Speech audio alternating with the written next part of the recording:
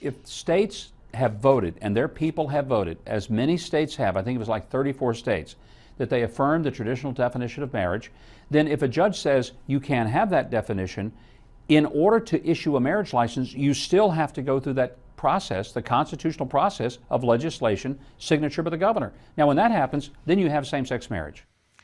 The Supreme Court will take up the issue of gay marriage this coming session, and there is little doubt in the minds of legal scholars they will strike down any ban in any state.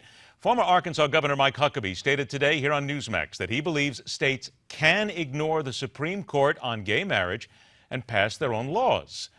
Let's welcome to Midpoint our legal analyst from the law offices of O'Brien and Ryan LLP in Philadelphia. Heather Hansen joins us. Heather, good to see you again. Good to see you, Ed. Here we go. This caught us a little bit off guard. Apparently, the governor said first on a radio show this morning and then repeated for us here on Newsmax today that he claims states would have the final say on gay marriage regardless of whether the Supreme Court rules that same-sex couples have a constitutional right to marry. Before I get to what I have here as part of this argument here, let me just ask you straight up here. I thought the Supreme Court was the one that basically was the last bastion of setting laws in America. Right. I mean, the Supreme Court is not to make laws, and he's correct about that, but they are the ones to declare laws unconstitutional. When I heard him say that, the first thing that came to my mind is I would want to ask him how he feels about the Brown versus Board of Education case. That case made segregation unconstitutional. Does he then think that the states can then come around and create a new law that makes it again legal? It may be doable, but it's a waste of time, resources, and money when the Supreme Court has ruled something unconstitutional. Let me bring into the argument then the same thing that I asked the governor about.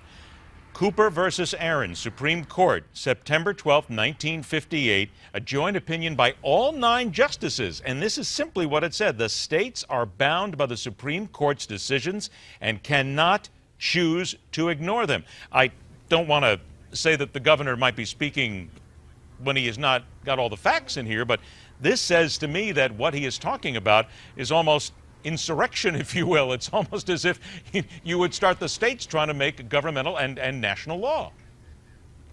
Well, listen, I mean, ultimately, sometimes the states do try to work their way around judicial decisions. So they may try to tweak certain parts of the legislation to make it fall within the constitutional parameters. But here, it's something that is such focus of the United States right now, and also something that the electorate has sort of told us they're not so interested in. So to go forward and try to fight the Supreme Court on this issue, you are correct. It is up to the Supreme Court to make these rulings, and the states should not and ultimately cannot work their way around it. You would go back and forth and back and forth and That's back right. and forth. That's right. That's all we would have, and it would still wind up at the end of the day exactly what the Supreme Court says. All right, 2 minutes to go here. What everyone's so upset about. But as far as our government, that is exactly what we don't want, is this constant back and forth waste of time. We've already seen that in the past between the House and the Senate. Now, hopefully, we've moved past that. We don't want it with our judicial process as well. Excellent point. Second story we had that caught us, the age of criminal responsibility in New York State. New York wants to raise the age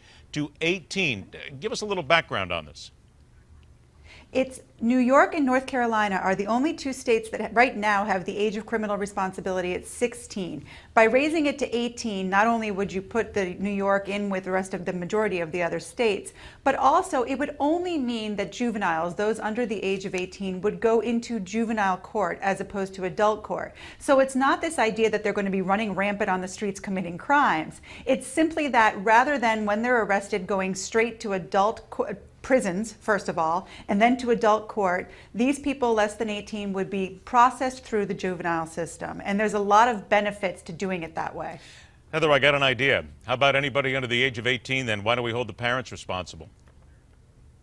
You know what? There's a lot of arguments being made that way. It's interesting, Ed, when you talk about cyberbullying, cyber harassment, all those types of things, even some gun laws, people are trying to make that argument. But here, at the very least, by treating these children as children, you're helping them as far as rehabilitation, a lack of recidivism. There's a whole lot of good arguments for New York to make this change. And 80% of young people who are sent to prison and then released commit more crimes.